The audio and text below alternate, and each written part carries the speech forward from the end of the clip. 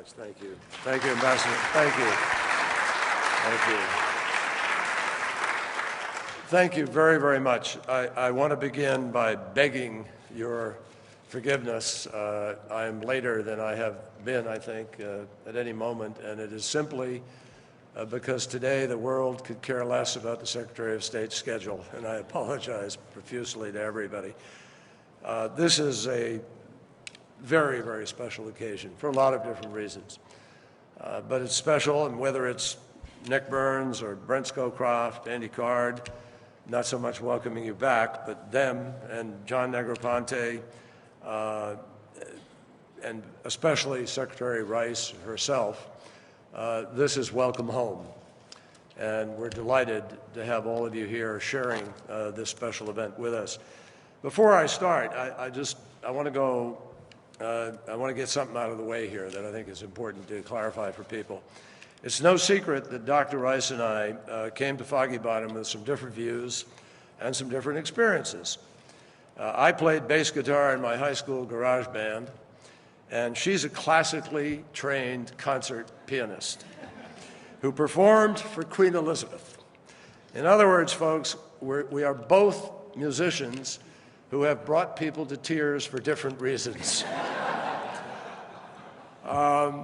So yes, we are different. But what I've really come to appreciate since I've been in Foggy Bottom is not the differences, but the kinship, the camaraderie, and most important of all, the commonality of purpose among all of the former Secretaries of State and the current Secretary of State. As we have wrestled with a very complicated world at this moment, every single one of my predecessors has been there immediately to offer the value of their experience, their insight, their gut instincts. And that began literally almost immediately as soon as I was nominated by President Obama. Before I could reach for my phone to reach out for them, I started receiving calls from the former secretaries, from New York, from Texas, from California, and right here in Washington. Condi, I want to particularly thank you for being so gracious these 17 months. Your generous counsel has been a profound reminder that even in today's Washington, there are some issues, there are some jobs, there are some responsibilities that are bigger than any party or any ideology. And I think that's something that is really, truly special about this department. And it's one reason why it's such a privilege to honor Dr. Rice's service as Secretary of State here today, is that sense that we serve here in a job at the pleasure of a president, but all of us working for our country and without connection to party ideology or to politics. All of us in this room are regrettably much too aware of how toxic Washington has become. Turn on the TV or the radio, you pick up a newspaper, and sometimes it's very difficult to see where or when or even if the politics even stop. And while it's never, ever been true that the politics quite stop at the water's edge, I think, and Condi and I have obviously both given speeches at our national conventions, I will still share with you that whatever their politics, every single Secretary of State alive today is committed to the same thing, that America project its strength effectively and always lead in a complicated world. That is part of what makes this day and this institution so very, very special. The State Department really is a place where bipartisanship can work and where the connection between the Secretaries of State is just one small piece of that rather remarkable tradition. Every one of us believes in the power of America to make a difference in the world. Now, I first saw that as a kid when my father was serving in the Foreign Service overseas, and I saw the United States help rebuild a broken Europe. But Condoleezza Rice didn't have to leave home to have a searing lesson in the struggles that can lead to great transformation. I was a kid in high school when I first saw those images of growling dogs and water cannons turned on peaceful protesters in Birmingham. For Condoleezza Rice, this wasn't something that she watched on television. This was her hometown. My generation remembers the 16th Street Baptist Church, the bombing, as a wake-up call for the civil rights movement. For Condoleezza Rice, it was something else entirely. It was the murder of an 11-year-old neighbor and friend, Denise McNair. That an African-American woman, a girl from the segregated South, would grow up to become the nation's top diplomat, to be America's face and voice in the world, speaks volumes about the power of America's example and the incredible transformation, the transformative power, really, of America itself that we have witnessed these 50 years. And what a statement about America it is that the portrait that we will unveil here today, the portrait of a woman who was the granddaughter of a sharecropper, will forever be displayed not far from the portraits of American secretaries of state from Jefferson to Calhoun, who were slave owners. That is an incredible American story and a journey that defines our country. But it's only one part of Secretary Rice's story, just one part of her remarkable journey. It's not the barriers that she has overcome that define her. She is defined by her commitment to break down barriers to freedom, obstacles to opportunity for people all across the world. The story of where Condi first found that inspiration is also one of the more serendipitous parts of the State Department's history. It was Secretary Albright's father, Professor Joseph Corbel, who first excited Condi's imagination and her deep interest in foreign policy. He captivated his classes in Denver by sharing his own stories about the indignities that he faced when he fled communism and came to America. Really understanding what made the Soviet Union tick was more than a career for Dr. Rice. It was a calling. She learned Russian, and she studied and taught about the Soviet Union for 16 years before she came to Washington. And when she arrived at the White House to work for Brent Scowcroft at the NSC, her business card said she was just a staffer. But President George Herbert Walker Bush knew she was a lot more than that. When he met with Mikhail Gorbachev in Malta, he described Dr. Rice as the woman who tells me everything I need to know about Russia. And at the moment of greatest reckoning, as the Berlin Wall fell and the Soviet Union collapsed, Condoleezza Rice was there to help President Bush see Russia's interests, as Russians sensed a great loss and even a grievance with a need to save face. For those of us who were Cold War kids, it was a moment many had long thought was impossible. As Dr. Rice has said, America has a way of making the impossible look inevitable. But there was another lesson from that moment. It was a time when many argued that with the Cold War won, America should just take its peace dividend, pull back from the world. Fortunately, Condoleezza Rice was one of those who pushed back. When you think about the moment that Dr. Rice, Secretary Baker, and President Bush faced, in some ways, it's not altogether different. It's different in its scope and size because of the Soviet Union and the Cold War. But in terms of some of the underlying components, not that different from some of the things that we face today. Then, as now, we saw the collapse of an aging autocratic order, and we saw it unleash political aspirations and old divides that had been pent up for generations. It was a moment that demanded America's leadership in order to help shape the future. Then, as now, we saw countries that were struggling to take painful but necessary steps to make ossified markets more free and more fair. Then, as now, we saw people across the world who wanted to be part of a free marketplace of ideas, people who wanted to be more connected to one another. In both the pivotal period when Condoleezza Rice first worked in the White House, when the Berlin Wall fell, And again today, after so many old orders have fallen in the wake of the Arab Spring, we see clearly the unique responsibilities of America in the world that Condoleezza Rice understood so well. After she became Secretary of State herself, she not only understood the responsibilities, she knew how to define them, and she knew how we had to execute on that responsibility to lead, and she said clearly, with diplomacy. She made clear from the very moment she walked into this building and pronounced, the time for diplomacy is now. And for 4 years, for more than 1 million miles of travel, every single day she was here and anywhere in the world, she put those words into action to make sure that diplomacy was always America's first resort, and to make the State Department the center of America's foreign policy. That's how she brought together the world's oldest democracy, the United States, with the world's largest democracy, India, and ended years of acrimony and reached a civilian nuclear agreement.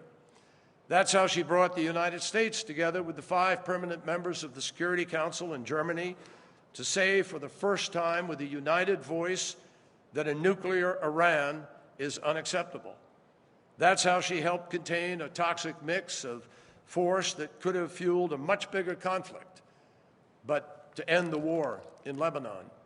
And that is how Secretary Rice and President George W. Bush brought the Israelis and Palestinians together face-to-face in Annapolis to talk about the potential for peace. She didn't do it because she was sure of success. She didn't do it without going out on a limb. She did it because that is who we are, and that is what she understood we must do to make a difference. That's in our DNA. It is doing the difficult work that makes America's values real in the world and defines us ultimately as a country. And that is the best of American diplomacy, because American diplomacy, like our country itself, is not defined by where we are, but by where we're trying to go, by trying to reach an ideal. We are different from every other country on the planet because we are the one country that is not defined by bloodline or ethnicity. We are defined by the idea that all people are created equal and have a right to opportunity. We are defined as exceptional, not because we say we are exceptional, but because we do exceptional things. And today we celebrate a Secretary of State of exceptional talent, of exceptional ability, who did do exceptional things. Secretary Rice, Condi, it is an honor for the State Department to welcome you back, an honor for me to be able to say thank you on behalf of your country.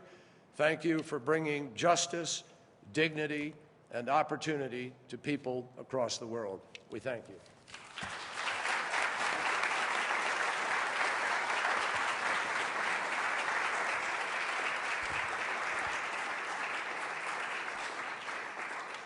Well, thank you very much, Secretary Kerry, John, for that wonderful tribute. It is so touching, and I am so grateful. I want to start by acknowledging a couple of people. I can't acknowledge all of the wonderful friends and family here, but I would be remiss if I didn't acknowledge my Aunt G. McFadder, who is here from Birmingham.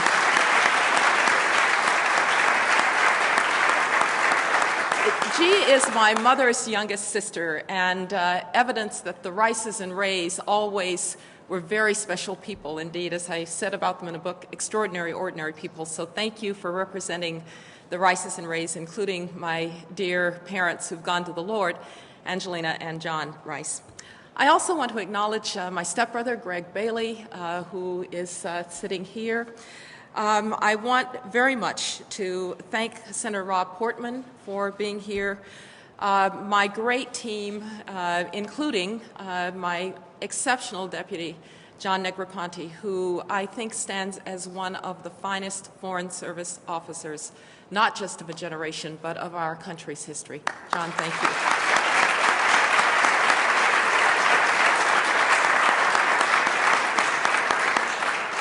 there's one other person I want to acknowledge, and that's General Brent Scowcroft. I very often say to my students, you know, we have this conceit that you have to find a role model and mentors who look like you.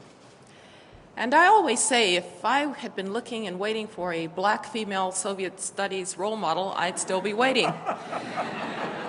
Indeed, I found one of my lifelong role models and mentors in Brent Scowcroft. And Brent, we don't look like each other, but you have been a joy in my life for so long. Thank you for being here. Hear, hear.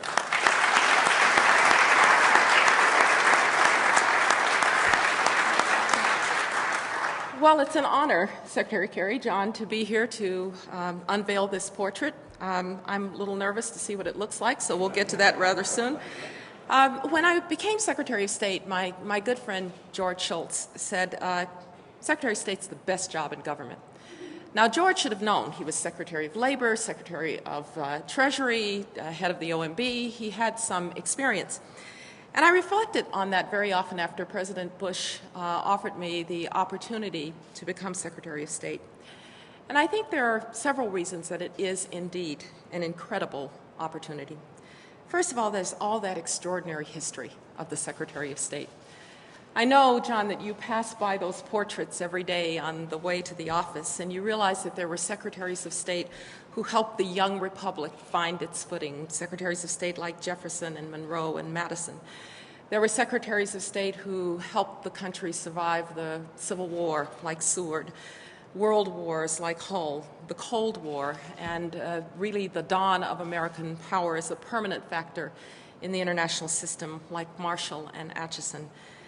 And, of course, there are four of us, Secretary Powell, Secretary Clinton, myself, and you, Secretary Kerry, who have come to office after the terrible events of September 11th, having to chart a new course for our country, which had not experienced an attack on its homeland since the War of 1812. It is an extraordinary fraternity and now sorority that we have. And it is an honor to be a part of it. But of course, it's not just the history of this great job, the first cabinet position created by the founders, but the extraordinary people with whom you have an opportunity to work. People who are in this room, who made my daily life really one of joy and of satisfaction, even in the hardest of times. Foreign service officers. We have the most extraordinary foreign service in the world. People who give of themselves in the most dangerous and the most difficult of circumstances and often pay the ultimate price for it. Because we were at war, I also got to know and understand the extraordinary commitment of men and women in uniform who volunteer. They volunteer to defend us at the front lines of freedom. And we owe them our eternal gratitude because they stand for what is best for America. And of course, there is the opportunity to serve this exceptional country, to represent it abroad, to stand for what it stands for, and to look to a world not as it is, but a world as it ought to be, a world in which no one lives in tyranny. America is, after all, an idea. It is a universal idea that we, the people, ought to be an inclusive concept, not one that is bound by religion or nationality or ethnicity, but by a belief that one can come from humble circumstances and do great things, that aspiration is the mother's milk of success.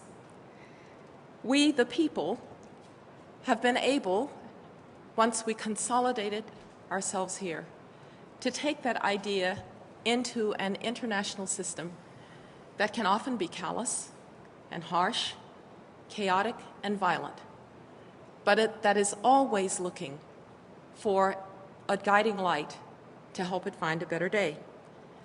And the United States of America has been that guiding light. I know that these are very difficult times. There are times when, as people of particularly the Middle East, test the proposition that no one should live in tyranny, There are times that seem chaotic and they seem dangerous. And sometimes there are those who say that maybe they're just those who don't have the DNA for democracy. Maybe they're just not ready for democracy. Well, standing here in the Franklin Room, I think we Americans, more than any peoples, should perhaps be a little bit more patient with those who have thrown off the yoke of tyranny and are trying to find their way to stable democracy. After all, our Constitution, initially, in a compromise that would allow the United States of America to come into being, counted my ancestors as 3/5 of a man. It would be that same Constitution to which Martin Luther King would appeal when he would say that segregation was wrong in my hometown of Birmingham, and when he would say that the United States had to be what it said it was, not something else. It would be that same Constitution to which I would take allegiance as the 66th Secretary of State of the United States of America. When I was secretary in my last couple of weeks, I went to the National Archives. I wanted to see our foundational documents. And I went while I was still secretary because, you know, John, they'll give you a private tour while you're secretary, and later on you might have to stand in line. Well, there I saw the Emancipation Proclamation for this descendant of slaves that was overwhelming. But I also read the Declaration of Independence. We all know when in the course of human events, but about a third of the way down, it gets pretty angry and pretty petulant and fist-shaking and talking about seizing rights if they're not given. And you think, who were those people? Well, they were people who had had enough. And around the world, people have had enough. They've had enough of corruption. They've had enough of authoritarianism. They've had enough of dynastic rule. They want the simple freedoms and dignity that we enjoy. It's not going to happen tomorrow. And indeed, if you read today's headlines, you wonder if it's ever going to happen. But let me just assure you that today's headlines and history's judgment are rarely the same. And one of the reasons that these portraits are so important is that they remind us of that. As I would walk past, sometimes, Thomas Jefferson, well, everybody had Thomas Jefferson in their office, and so that wasn't so special. And then I had George Marshall. Well, George Marshall was probably the greatest Secretary of State, so maybe that wasn't so special. But I chose two others. I chose Dean Acheson. Because when Dean Acheson left these rooms, the question was, who lost China? And today, Dean Acheson is remembered as the founding father of the foundational institutions that led to victory in the Cold War, like NATO. And I kept William Seward. Well, why would anyone keep William Seward? Well, you see, he bought Alaska. And at the time, it was Seward's folly, and if you think our congressional hearings are rough, you should have heard his. How can you have paid the Tsar of Russia $7 million for that icebox? Well, a few years later, I was talking to the then Minister of Defense of Russia, and he had just gone to Alaska, and he said, Alaska is so beautiful. He said, it reminds me of Russia. I said, Sergei, it used to be Russia. We're awfully glad that Seward bought Alaska. Today's headlines and history's judgment are rarely the same. And that's why Secretaries of State, and now our Secretary of State today, John Kerry, will continue to pursue peace in the Middle East, will continue to find a way to bring Palestinians and Israelis to that happy day when there are two states living side by side in peace and security. And thank you, John, for continuing that struggle. It is also why Secretaries of State will continue to use American power and American principle and American prosperity to try to end global poverty, to give people a chance. It's why Secretaries of State will continue to care that women are fully empowered so that they will not be bought into slavery, captured by terrorists, and held down. And it's why American Secretaries of State will continue to insist that our work is not done until nowhere on the globe do people live in tyranny and every human being has the dignity that comes with the right to say what you think, to worship as you please, to be free from the knock of the secret police at night, and to be able to insist that those who would govern you have to ask for your consent. There are no shortcuts, and there's no substitute for the United States of America. And that is why I'm so grateful to be here with each and every one of you, once again, to proclaim that America, power and principle, are the center of a more peaceful and prosperous world. Thank you.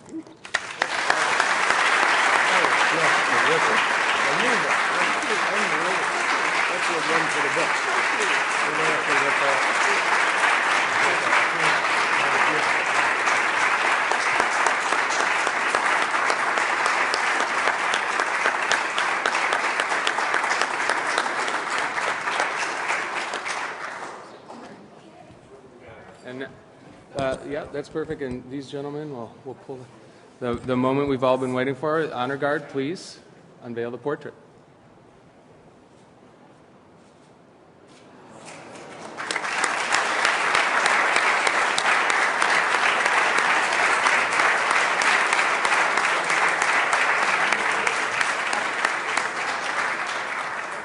Yeah, quick, a couple photos. Oh, yeah, please.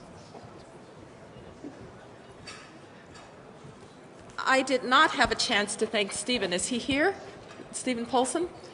Yes. Yeah, there he is. Stephen, I wanted to see it first. It's spectacular. Thank you.